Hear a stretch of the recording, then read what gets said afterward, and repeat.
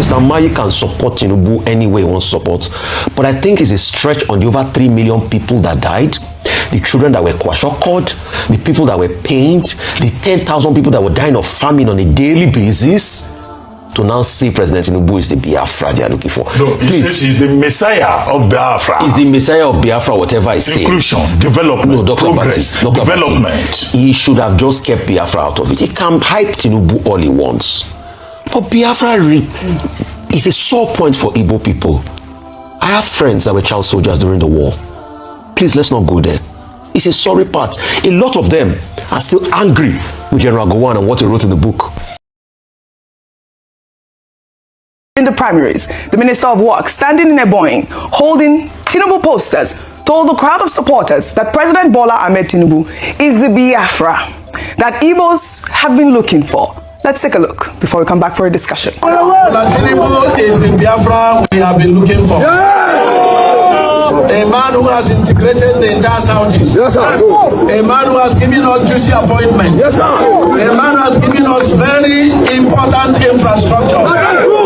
Well, this video has racked up thousands of views online and reactions are mixed. Umahi is arguing that Tinubu has fulfilled what the Southeast has long sought, integration into national politics through appointments and infrastructure.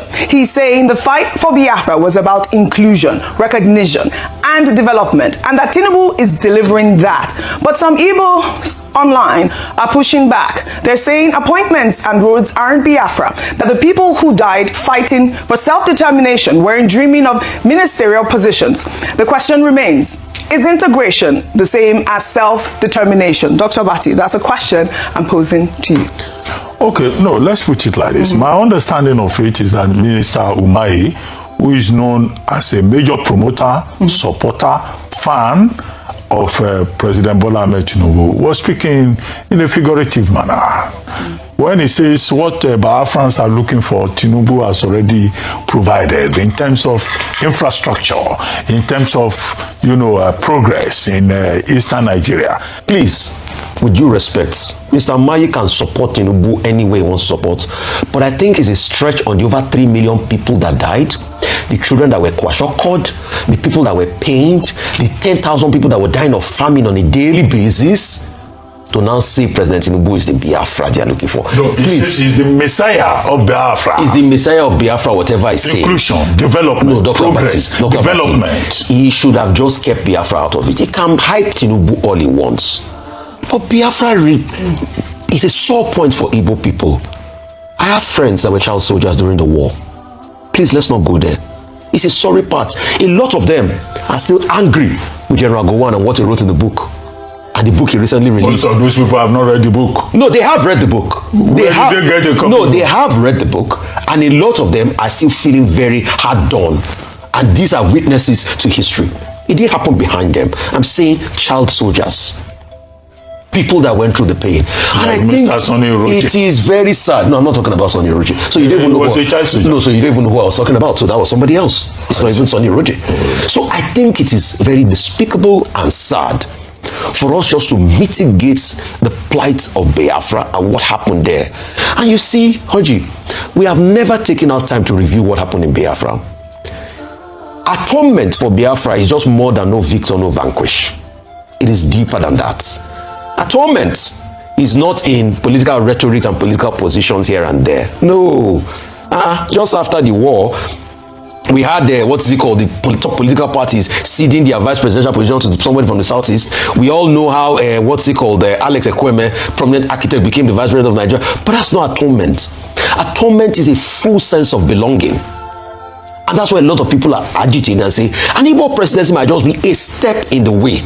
So it's a deeper conversation, and let's not mitigate it on the bounds of politics. You can hype Tinubu, you can say he's your God Almighty, you can lick his foot, you can do anything, but when you start to mention Biafra in that way, it loses me, please. All right, well, the reactions are mixed. Like Dr. Abati said, there's so many meanings to it. It could mean inclusion, it could mean, contemporary context. Right, the reactions are mixed at this moment. Well, another video of irregular vote counting was caught on camera in Bende Ward, But this time, the counting was done in the presence of Deputy Speaker Benjamin Kalu. The video has sparked outrage, as Kalu also serves as the collation officer for the state at large. Let's take a look. 2 candidates. One is my candidate, President Bola Ahmed Tinubu. The other man there, I don't know him. Only in Wakato. So please, those who came to monitor this election, over to you. You can come.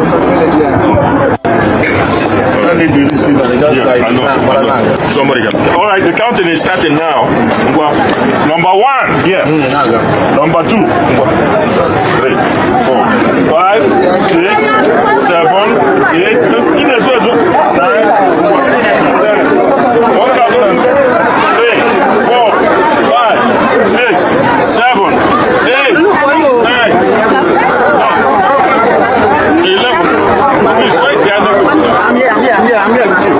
somebody should take over this county. 11,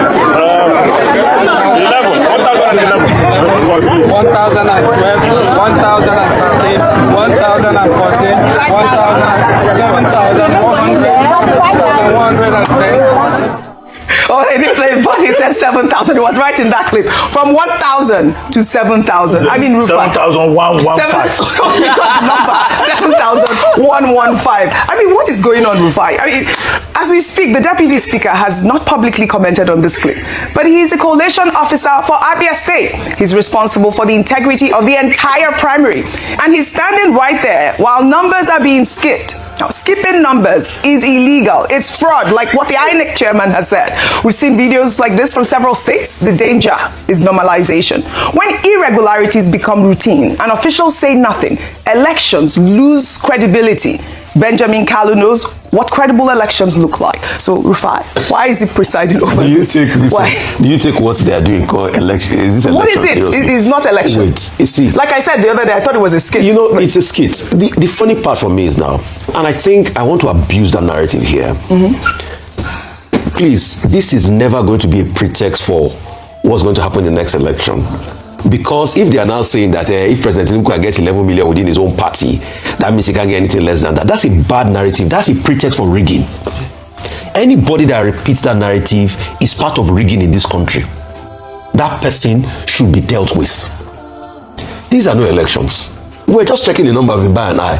Are you telling me 91% of registered member in that political? That's why I asked something like that question. If 11 million people voted for president, you're saying 91% turnout.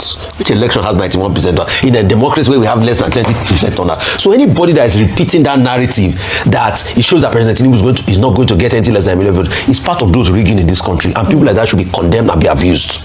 Because this is a pretext for rigging in the next election. And INEC, Shan, you know INEC chairman, you have not still independently put yourself forward for independent auditors to forensically look at your own Twitter handle with that case. You know, we are still looking at that matter. These are the things we'll see after the election.